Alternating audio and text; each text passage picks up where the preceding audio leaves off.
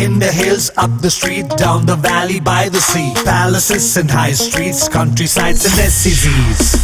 We've been here, we've been there, Vekas been just everywhere. అదే సమయంలో strict గా ప్రతి ఒక్క వ్యక్తికి కూడా మేము చేసే సిస్టమ్స్ కానీ ఆ సిస్టమ్స్ లో వీళ్ళు ఇన్స్పెక్ట్ చేసిన రెగ్యులేటరీ అథారిటీ వచ్చినప్పుడు ఇచ్చినటువంటి రికమెండేషన్స్ అన్ని ఎగ్జిక్యూట్ చేశారా లేదా, అమలు చేశారా లేదా, చేయకపోతే వాళ్ళపైన ఎట్లా యాక్షన్ తీసుకోవాలి, ఇవన్నీ చేసి యాక్సిడెంట్స్ అనేటివి వీలైనంత వరకు తగ్గించడం, జీరో అనేది వీలు కాదు కానీ వీలైనంత వరకు తగ్గించడానికి అన్ని ప్రయత్నాలు చేస్తాం.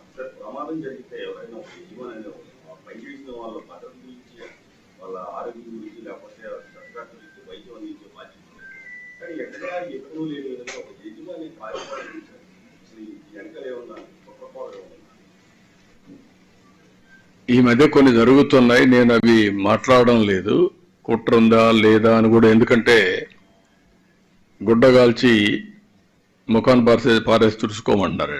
వీళ్ళే వచ్చి క్రిటిసైజ్ చేస్తారు, వీళ్ళే చేస్తారు. నేను I'm very clear, law and order maintain చేయడంలో ఎప్పుడు కూడా తెలుగుదేశం కానీ ఇప్పుడుండే ఎన్డీఏ కానీ వెనుకపోయే సమస్య ఉండదు. మీరు అన్నట్టు ఎవరన్నా కుట్రలు చేసినా ఆ కుట్రలు కూడా ఎక్కువ రోజులు సాగవు.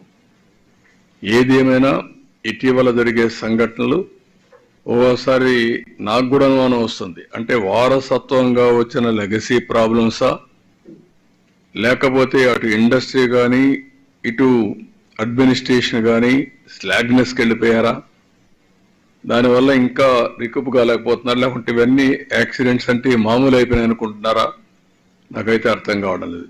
దీనికి పరాకాష్ట నిన్న జరిగింది. మేనేజ్మెంట్ రాలేకపోయారు ఇక్కడికి. వాళ్ళకు డిఫరెన్సెస్ ఉండొచ్చు కానీ ఆయనకు సోషల్ రెస్పాన్సిబిలిటీ ఉంది.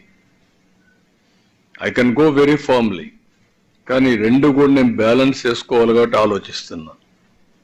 ఏది ఒక పక్క ఇన్వెస్ట్మెంట్ రావాలి, ఒక పక్క సేఫ్టీ కాపాడాలి, ఎంప్లాయ్మెంట్ జనరేట్ చేయాలి. I'm very clear on that.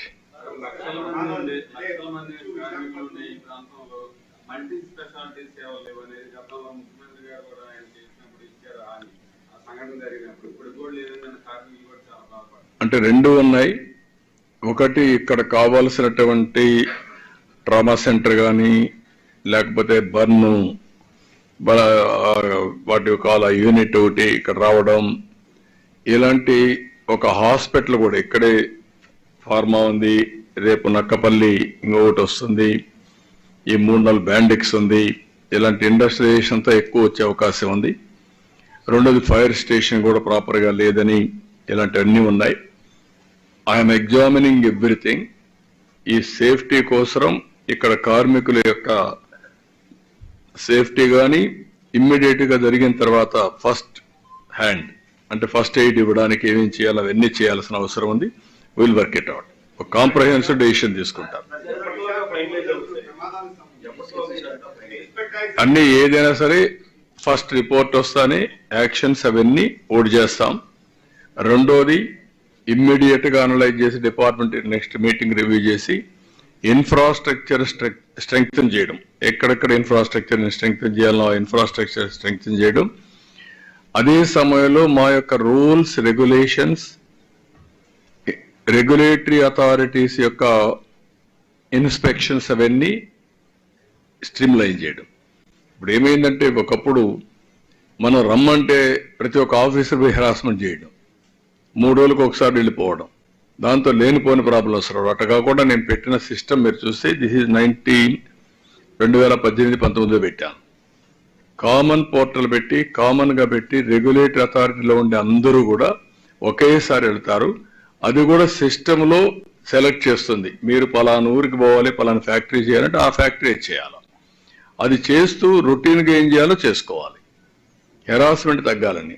అదే మరి ఎక్సెప్షన్ రిపోర్ట్ పెట్టాం. నేను ఇంకా స్టడీ చేస్తున్నా.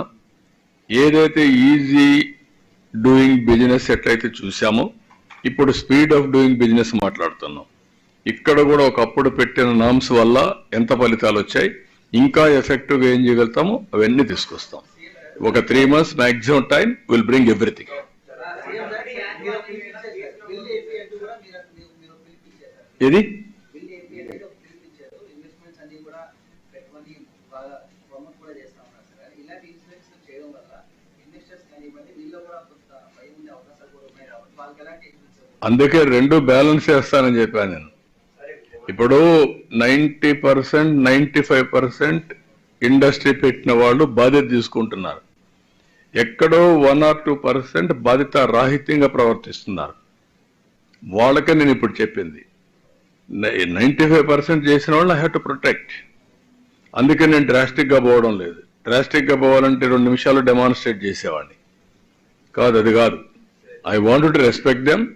అట్ ది సేమ్ టైం ఎవరైనా సరే కార్డు పడేసి మేము ఏం చేసినా జరుగుతుంది అనుకుంటే ఐ వాంట్ టు యాక్ట్.